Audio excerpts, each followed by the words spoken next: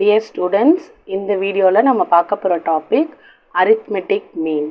arithmetic mean நம்ம மூணா divide பண்ணியிருக்கோம். பார்ட் 1ல இண்டிவிஜுவல் டேட்டா பார்க்க போகிறோம், பார்ட் 2ல discrete டேட்டா அண்ட் பார்ட் 3ல கண்டினியூஸ் டேட்டா. அந்த மாதிரி மூணு டேட்டாவாக இதை ஸ்ப்ளிட் பண்ணி பார்க்க போகிறோம். ஸோ இந்த வீடியோவில் நம்ம பார்க்க போகிறது இண்டிவிஜுவல் டேட்டா. இது மெஷர்ஸ் ஆஃப் சென்ட்ரல் டெண்டன்சியோட டெஃபினிஷன். மெஷர்ஸ் ஆஃப் சென்ட்ரல் டெண்டன்சின்றது என்னதுன்னா, ஒரு மிடில் வேல்யூ கண்டுபிடிக்க centric point of a data set கண்டுபிடிக்கிறதுக்கான மெத்தட் பேர் தான் மெஷர்ஸ் ஆஃப் சென்ட்ரல் டெண்டன்சி. இந்த மெஷர்ஸ் ஆஃப் சென்ட்ரல் டெண்டன்சி கீழே 5 மெத்தட்ஸ் இருக்குது. Arithmetic mean, geometric mean, harmonic mean, median and mode. இப்போ மெஷர்ஸ் ஆஃப் சென்ட்ரல் டெண்டன்சியை 5 டிஃப்ரெண்ட் மெத்தட்ஸில் கண்டுபிடிக்கலாம். arithmetic mean first, median, mode, harmonic mean and geometric mean. So இதில் first நம்ம பார்க்க போகிற டாபிக், இந்த வீடியோவில் பார்க்க போகிற topic arithmetic mean. And arithmetic mean எடுக்கும்போது ஃபர்ஸ்ட் நம்ம என்ன ஐடென்டிஃபை பண்ணணும்னா, டேட்டா எப்படி கொடுத்துருக்காங்கன்னு பார்க்கணும். ஸோ என்ன பார்க்கணும், இண்டிவிஜுவல் டேட்டாவா, டிஸ்க்ரீட் டேட்டாவா, கண்டினியூஸ் டேட்டாவான்னு பார்க்கணும். இண்டிவிஜுவல் டேட்டானா எக்ஸ் டேர்ம்ஸ் மட்டும் இருக்கும், டிஸ்க்ரீட் டேட்டானா ஃப்ரீக்வன்சியோடு கொடுத்துருப்பாங்க, கண்டினியூஸ் டேட்டானா லிமிட் பேட்டர்னில் கொடுத்துருப்பாங்க. லிமிட்னா 0லேருந்து 10, 10லேருந்து 20 அந்த மாதிரி கொடுத்துருப்பாங்க. ஸோ ஒரு கொஷின் கொடுத்தாங்கன்னா ஃபர்ஸ்ட் நம்ம என்ன செக் பண்ணணும்னா, இண்டிவிஜுவல் டேட்டாவா, எக்ஸ் மட்டும் இருக்கா, இல்லை எக்ஸோட ஃப்ரீக்வன்சி இருந்ததுன்னா அது பேர் டிஸ்க்ரீட் டேட்டா, இல்லை எக்ஸ் இருக்குது ஃப்ரீக்வன்சியை கண்டினியூஸாக கொடுத்துருக்காங்க, ஒரு லிமிட் மாதிரி கொடுத்துருக்காங்க அப்படின்னா அது கண்டினியூஸ் டேட்டா. இப்போ மூணுக்குமே நம்ம டிஃப்ரெண்ட் ஃபார்முலாஸ் வச்சுருக்கோம். ஸோ கொஷின் கொடுத்தோடனே டேட்டா என்னென்னு ஐடென்டிஃபை பண்ணி அந்த டேட்டாக்கு ஏற்ற ஃபார்முலாக்கு நம்ம சம் ப்ரொசீட் பண்ணணும். இதுதான் அரித்மெட்டிக் மீனோட மூணு விதமான டேட்டாஸ். இதே மாதிரி தான் நமக்கு மீடியன்லேயும் இண்டிவிஜுவல், டிஸ்க்ரீட், கண்டினியூஸ்னு இருக்கும். மோட்லேயும் இதே மாதிரி 3 டிஃப்ரெண்ட் டேட்டாஸ் இருக்கும் நமக்கு. ஸோ எந்த ப்ராப்ளம் எடுத்தாலும் ஃபர்ஸ்ட் என்ன ஐடென்டிஃபை பண்ணணும்னா, டேட்டா என்ன மாதிரியான டேட்டா, அதுக்கு என்ன ஃபார்முலா யூஸ் பண்ணணும் அப்படின்னு தெரிஞ்சுட்டு நம்ம அதுக்கப்புறமா சம்ஸ்க்கு ப்ரொசீட் பண்ணலாம். ஃபர்ஸ்ட்டு அரித்மெட்டிக் மீனோட டெஃபினிஷன். அரித்மெட்டிக் மீனுன்னு நம்ம சொல்லலாம், அரித்மெட்டிக் மீனை ஆவரேஜ்னு சொல்லலாம். ஸோ இது எப்படி இதோட formula summation of all observations. நியூமரேட்டரில் எல்லா அப்சர்வேஷனையும் ஆட் பண்ணிக்கணும், டிவைடட் பை டினாமினேட்டரில் number of data. And arithmetic மீனை எப்படி டினோட் பண்ணலான்னா, கேபிட்டல் எக்ஸ் பார்னு டினோட் பண்ணோம். ஸோ எங்கெல்லாம் நீங்கள் கேபிட்டல் எக்ஸ் பார்னு பார்க்குறீங்களோ அதோட பேர் அரித்மெட்டிக் மீன். ஸோ அரித்மெட்டிக் மீனை மீனுன்னு சொல்லலாம். First problem, Arun took 7 maths tests in 1 year. What is the mean test score? mean test score அப்படின்னா ஆவரேஜாக என்ன மார்க் எடுத்திருக்காங்க அப்படின்னு கொடுத்துருக்காங்க, நமக்கு மார்க்ஸ் கொடுத்துருக்காங்க. இந்த மார்க்ஸை பார்த்தோன்னே நம்ம ஃபஸ்ட்டு ஐடென்டிஃபை பண்ணணும் இது என்ன டேட்டா அப்படின்னு. இந்த டேட்டாவில் ஃப்ரீக்வன்சி அப்படின்னு எதுவுமே கொடுக்கல, ஜஸ்ட் டேட்டா மட்டும்தான் இருக்குது. அப்போ sum of all observation divided by number of observations. So மேலே இருக்கிறதெல்லாம் ஆட் பண்ணிக்கலாம். ஸோ மேலே கொடுத்துருக்க நம்பர்ஸை அப்படியே ஆட் பண்ண போகிறோம். 89 + 73 + 60, 84, 91 அந்த மாதிரி நம்பர்ஸ் எல்லாத்தையும் மேலே இருக்கிற நம்பர்ஸ் ஆட் பண்ணிக்கலாம். 89, 73, 84 + 91 + 87 + 77 + 94. ஸோ மேலே இருக்கிறதெல்லாம் ஆட் பண்ணுறோம், divided by number of data. மேலே ஆட் பண்ணால் நமக்கு 595 வருது. ஸோ நம்பர் ஆஃப் டேட்டாவில் டிவைட் பண்ணோம். நம்பர் ஆஃப் டேட்டா எத்தனை கொடுத்துருக்காங்க, 7 டெஸ்ட் எடுத்திருக்காங்க. So divided by 7, 595 divided by 7 equal to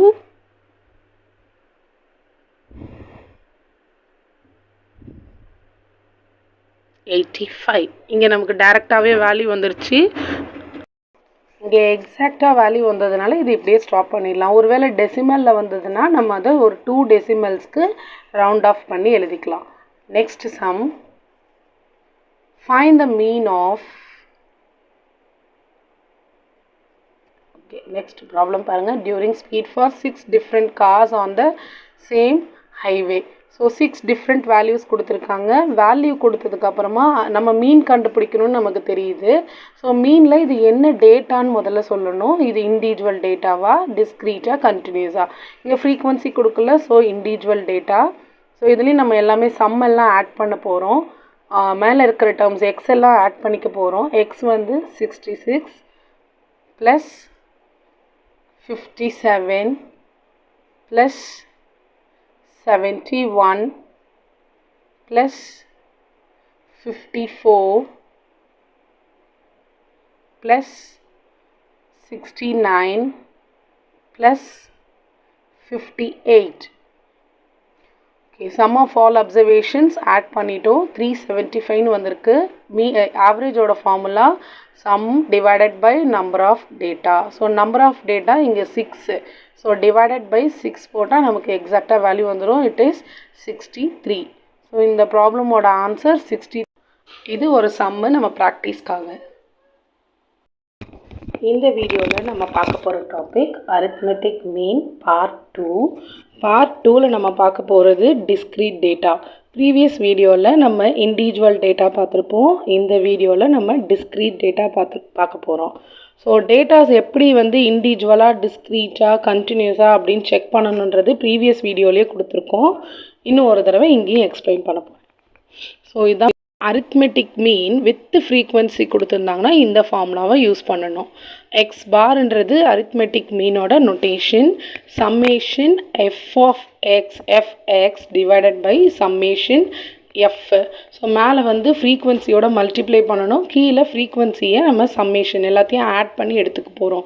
இதே ஃபார்முலாவை தான் நம்ம கண்டினியூஸ் டேட்டாக்கும் யூஸ் பண்ண போகிறோம். ஸோ டிஸ்க்ரீட்க்கும் கண்டினியூஸ்க்கும் ஒரே ஃபார்முலா தான். நிறையா ஃபார்முலாஸ் இருக்குது, பட் சிம்பிளான ஃபார்முலாவை நம்ம டிஸ்க்ரீட்டுக்கும் கண்டினியூஸ்க்கும் சேர்த்த மாதிரி யூஸ் பண்ண போகிறோம்.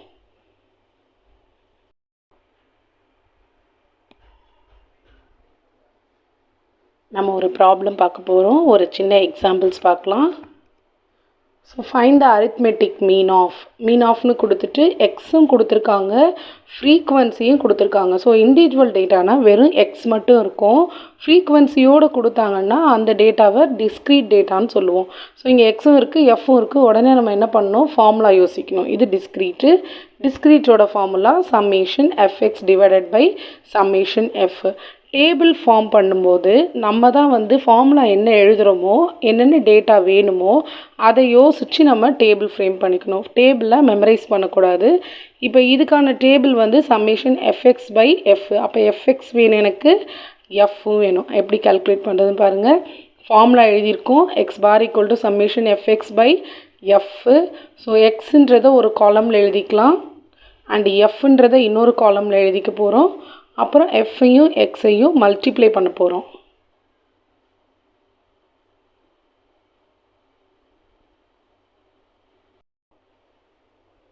இப்போ மல்டிப்ளை பண்ணலாம். எக்ஸ் ஒரு காலமில் இருக்குது, எஃப் ஒரு காலமில் இருக்குது, அண்டு நெக்ஸ்ட் காலமில் நமக்கு தேவையான எஃப்எக்ஸு நம்ம மல்டிப்ளை பண்ண போகிறோம்.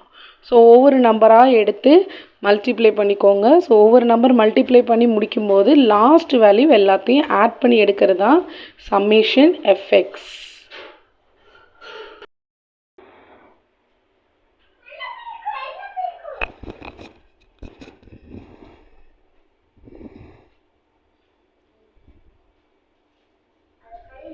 ஒவ்வொரு டேர்மாக மல்டிப்ளை பண்ணிக்கோங்க. எஃப்ஐயும் எக்ஸையும் மல்டிப்ளை பண்ணி ஒவ்வொரு ரோவாக நம்ம எழுத போகிறோம்.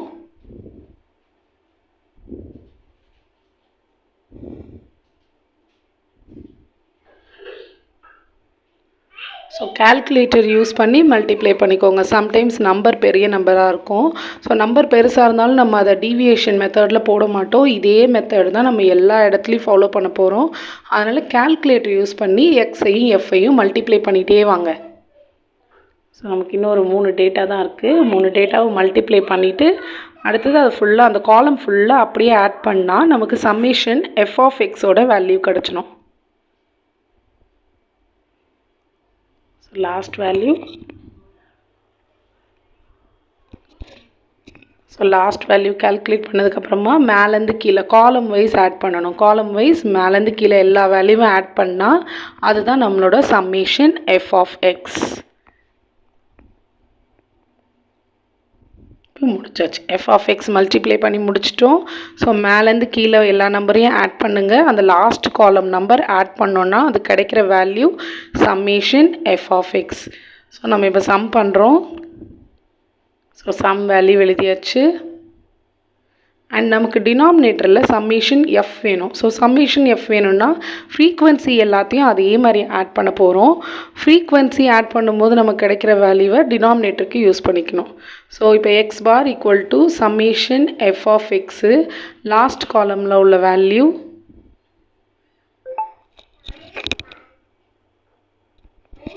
டிவைடட் பை அதுக்கு previous column, that is F summation F.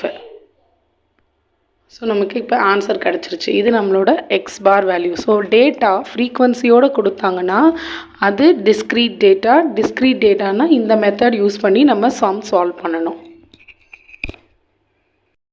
இந்த சம் ப்ராக்டிஸ்க்காக. இந்த வீடியோவில் நம்ம பார்க்க போகிற topic arithmetic mean for continuous data. So previous வீடியோவில் டிஸ்க்ரீட் டேட்டா இண்டிவிஜுவல் டேட்டாக்கு எப்படி அரித்மெட்டிக் மீன் கண்டுபிடிக்கிறதுன்னு பார்த்தோம். இந்த வீடியோவில் ஒரு கண்டினியூஸ் டேட்டா ப்ராப்ளம் பார்க்க போகிறோம். ஒரு கண்டினியூஸ் டேட்டா, இது எப்படி கண்டினியூஸ் டேட்டான்னு சொல்கிறோன்னா 0லேருந்து 10, 10லேருந்து 20 இந்த மாதிரி லிமிட்டில் கொடுத்துருந்தா அந்த டேட்டாவை கண்டினியூஸ் டேட்டான்னு சொல்லணும்.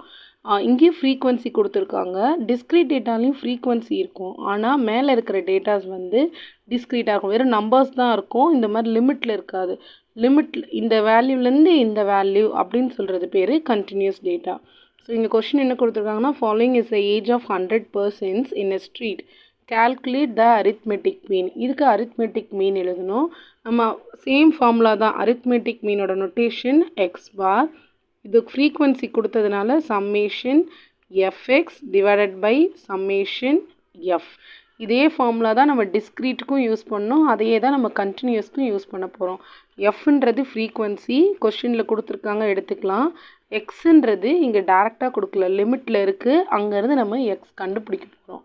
ஸோ இந்த கண்டினியூஸ்க்கு எப்படி ப்ராப்ளம் போடலான்னு பாருங்கள். கொடுத்துருக்கிறத அப்படியே கிளாஸ் லிமிட்னு எடுத்துக்கலாம், இல்லைனா age group.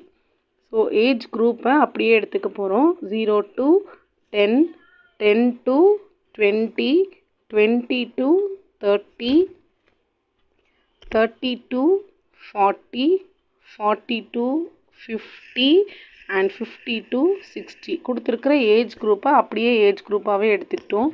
Frequency given frequency அப்படியே எழுதிக்கலாம். 5, 10, 25, 30, 20 and last value 10.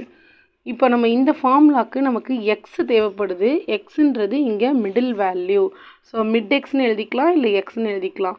Step deviation மெத்தட்லேயும் போட்டிருப்பாங்க. பட் நமக்கு என்ன மெத்தடுன்னு மென்ஷன் பண்ணலைன்னா நம்ம ஈஸியாக இருக்கிறதுக்காக சம்மேஷன் எஃப்எக்ஸ் ஃபார்முலா யூஸ் பண்ண போகிறோம். ஸோ ஸ்கூலில் வந்து நமக்கு ஸ்டெப் டிவியேஷன் கொடுத்ததுனால அதை யூஸ் பண்ணியிருப்போம். இங்கே அது கொடுக்க மாட்டாங்க. அதனால் நம்ம டேரெக்டாக இந்த டிஸ்க்ரீட் ஃபார்முலாவுக்கே நம்ம கண்டினியூஸ்க்கு யூஸ் பண்ணிக்கலாம். ஸோ இங்கே எக்ஸு வந்து மிடில் எக்ஸ். இதோட மிடில் பாயிண்ட் கண்டுபிடிக்கணும். 0க்கும் 10க்கும் மிடில் பாயிண்ட்டு 5. ஒருவேளை உங்களுக்கு டவுட்டாக இருக்குது இதோட மிடில் எந்த பாயிண்ட்டு அப்படின்னு 5 தானா அப்படின்னு டவுட்டாக இருந்ததுன்னா இந்த லிமிட்டையும் ஆட் பண்ணிக்கோங்க. 10 and 20 ஆட் பண்ணால் 30, 30 டிவைடட் பை 2 15. ஸோ ஒவ்வொரு வேல்யூவாக இந்த மாதிரி ஆட் பண்ணி டிவைட் பண்ணிக்கலாம். 20 + 30 50 டிவைடட் பை 2 போடும்போது 25. எக்ஸ்பிளிசிட்டாக நமக்கு பார்த்தாலே தெரியும். ஒருவேளை பார்த்தா தெரியல அப்படின்னா ஆட் பண்ணி டிவைட் பண்ணிக்கலாம். இது 35, 45 and 55. இப்போ நமக்கு எக்ஸ் வேல்யூ கிடச்சிருச்சு. எஃப் வேல்யூ ஏற்கனவே கொடுத்துருக்காங்க. ஸோ நம்ம எக்ஸ் எஃப் இதிலேருந்து கேல்குலேட் பண்ணிக்கலாம். அப்படியே மல்டிப்ளை பண்ணால் போதும். 25, 150, 625, 1050 மல்டிப்ளை பண்ணிட்டோம். மல்டிப்ளை இப்போ நமக்கு வந்து இங்கே ஃபார்முலாவில் என்ன கொடுத்துருக்காங்க, summation of f x. So f x எல்லாத்தையும் நம்ம டோட்டல் போடணும்னு அர்த்தம். அடுத்தது சம்மேஷன் ஆஃப் எஃப். அப்போ எஃப் எல்லாத்தையும் டோட்டல் போடணும். ஸோ எஃப்எக்ஸ் இதை நம்ம டோட்டல் போட்டால் நமக்கு கிடைக்கிற வேல்யூ 3300. அண்ட் எஃப் நமக்கு வேணும். ஸோ எஃப் ஃபுல்லாக டோட்டல் பண்ணால் நமக்கு கிடைக்கிற வேல்யூ 100. ஸோ இதை டோட்டல் பண்ணும்போது 100, இது 3300. இப்போ இந்த ரெண்டு வேல்யூவையும் நம்ம ஃபார்முலாவில் சப்ஸ்டியூட் பண்ணிக்கலாம். ஸோ சம்மேஷன் எஃப்எக்ஸ் இருக்கிற இடத்துல 3300 டிவைடட் பை சம்மேஷன் எஃபோட பிளேஸில் 100. இங்கே ரொம்ப ஈஸியாக இருக்கிறதுனால என்னால் அப்படியே கேன்சல் பண்ணி எழுத முடியுது, இல்லைன்னா கால்குலேட்டர் யூஸ் பண்ணி நம்ம ஆன்சர் எழுதுகிற மாதிரி இருக்கும். ஸோ இங்கே அரித்மெட்டிக் மீனோட வேல்யூ 33. இந்த சம் நம்ம ப்ராக்டிஸ்க்காக calculate arithmetic mean for the following data, class interval கொடுத்துருக்காங்க, ஃப்ரீக்வன்சி கொடுத்துருக்காங்க. இப்போ கொஸ்டினில் இன்டர்வல் கொடுக்கும்போது இந்த இன்டர்வல் முடிகிற இடத்துலேருந்து இங்கே ஸ்டார்ட் ஆகுதான்னு செக் பண்ணணும். ஸோ அடுத்த வீடியோவில் ஒருவேளை அப்படி ஸ்டார்ட் ஆகாமல் கேப் இருந்ததுன்னா எப்படி ஃபாலோ பண்ணுறதுன்றது பார்க்கலாம். ஸோ நீங்கள் 0 to 8னா இங்கே 8லேருந்தே ஸ்டார்ட் ஆச்சுன்னா ப்ராப்ளம் கிடையாது. அப்படி இல்லாமல் இருந்ததுன்னா நம்ம அதை பேலன்ஸ் பண்ணி எழுதணும். இப்போ இந்த சம் வந்து நமக்கு ப்ராக்டிஸ்க்காக.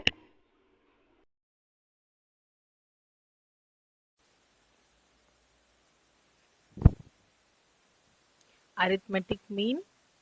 இன்னைக்கு நம்ம பார்க்க போகிற கொஸ்டின் ஒரு கிளாஸ் லிமிட். கிளாஸ் லிமிட்ன்றது ஒரு கண்டினியூஸ் இன்டர்வல் அப்படின்னு சொல்லணும். நமக்கு 3 டைப்ஸ் ஆஃப் டேட்டா இருக்குது.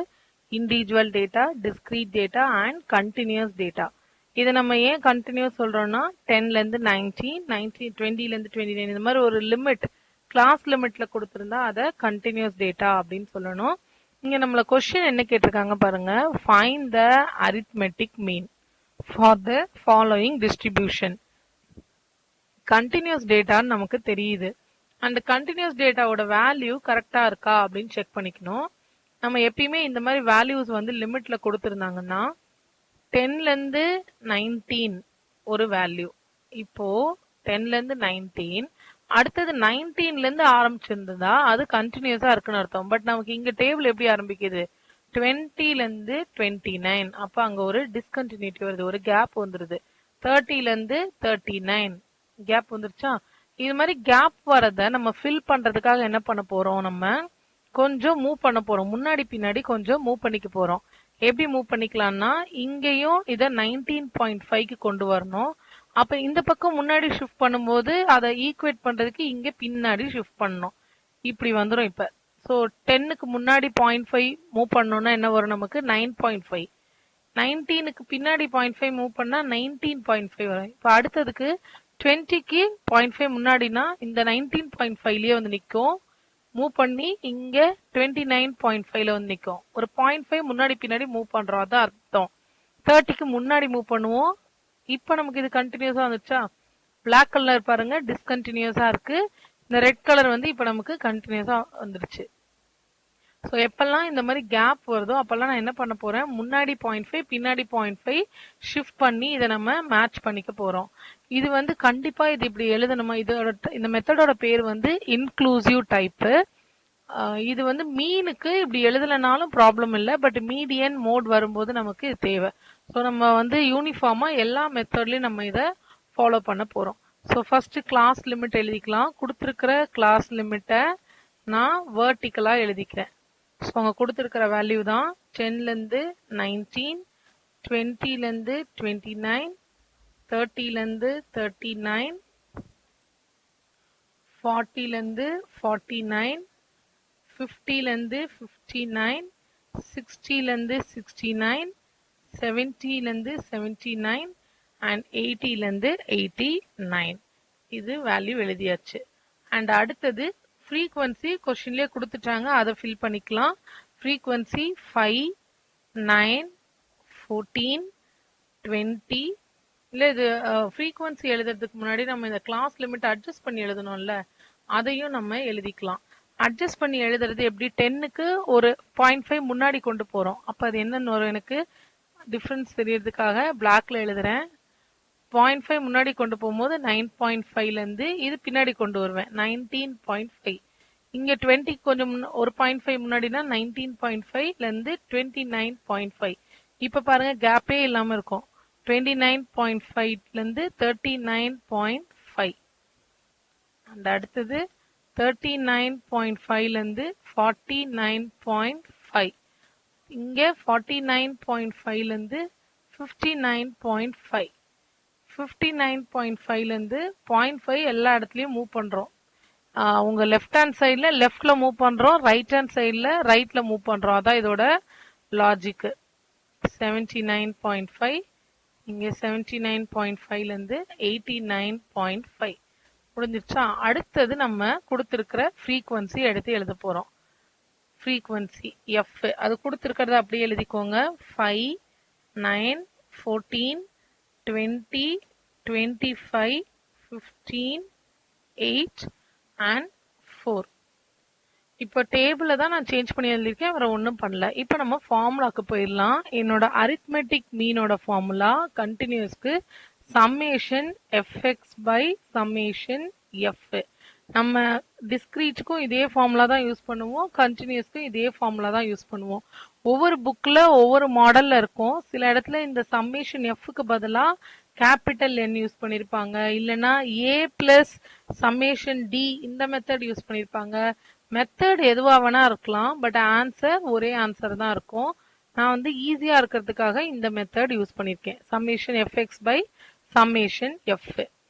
இப்போ எனக்கு எஃப்எக்ஸ் வேணும், எக்ஸ் தெரியாது, எக்ஸ்ன்றது மிட் எக்ஸ், இங்கே எக்ஸ்ன்றது மிட் எக்ஸ். 9.5க்கும் 19.5க்கும் மிடில் வேல்யூ எப்படி கண்டுபிடிப்பீங்க? 9.5 பிளஸ் 19.5 டிவைடட் பை 2. இதோட வேல்யூ என்ன வரும்னா 14.5ன்னு வரும். ஒரு வேல்யூ தெரிஞ்சிருச்சுன்னா போதும், அடுத்தடுத்த வேல்யூ அதே மாதிரி தான் இருக்கும். ஸோ 14.5, 24.5, 34, ஒரு 10 அடுத்தது நான் மாற்றிட்டே போயிடுவேன். 44.5, 54.5, இல்லை ஒன்று ஒன்றா நீங்கள் ஆட் பண்ணி எழுதினாலும் ஆட் பண்ணி எழுதி செக் பண்ணிக்கோங்க. ஸோ 64.5, 74.5, இது நீங்கள் இங்கே பார்த்தா கூட தெரியும் உங்களுக்கு. 80க்கும் 89க்கும் மிடில் வந்து 84.5. ஓகே, இப்போ எக்ஸும் கிடச்சிருச்சு, எஃப்பும் கிடச்சிருச்சு. இப்போ நான் எஃப் இன்ட்டு எக்ஸை மல்டிப்ளை பண்ண போகிறேன். எனக்கு ஃபார்முலாவை பாருங்கள். எனக்கு என்னென்ன வேணும்? எஃப் இன்ட்டு எக்ஸ் நியூமரேட்டருக்கும் எஃப் டினாமினேட்டருக்கும் வேணும். எஃப் இன்ட்டு எக்ஸ்னா இந்த ரெண்டு இதையும் மல்டிப்ளை பண்ணணும் அப்படின்னு அர்த்தம். எஃப்ஐயும் மிட் எக்ஸையும் மல்டிப்ளை பண்ணணும். ஃபர்ஸ்ட் ஒன் மல்டிப்ளை பண்ணால் 72.5, 220.5, 480, 890. கால்குலேட்டர் யூஸ் பண்ணி ஸ்லோவாக ஒன்று ஒன்றா கால்குலேட் பண்ணிக்கோங்க. 1362.5, 967.5, 596 and 338. இதை மொத்தமாக ஆட் பண்ணால் எனக்கு என்ன கிடைக்கும்னா 4930. இதை ஆட் பண்ணும்போது 100. இப்போ என்னோட ஃபார்முலா என்ன? Summation f x 4930 divided by summation f 100. 2 digit தள்ளி பாயிண்ட் வைக்கணும். நீங்கள் கால்குலேட்டரில் போட்டு செக் பண்ணிக்கோங்க. ஸோ மீனோட வேல்யூ 49.3.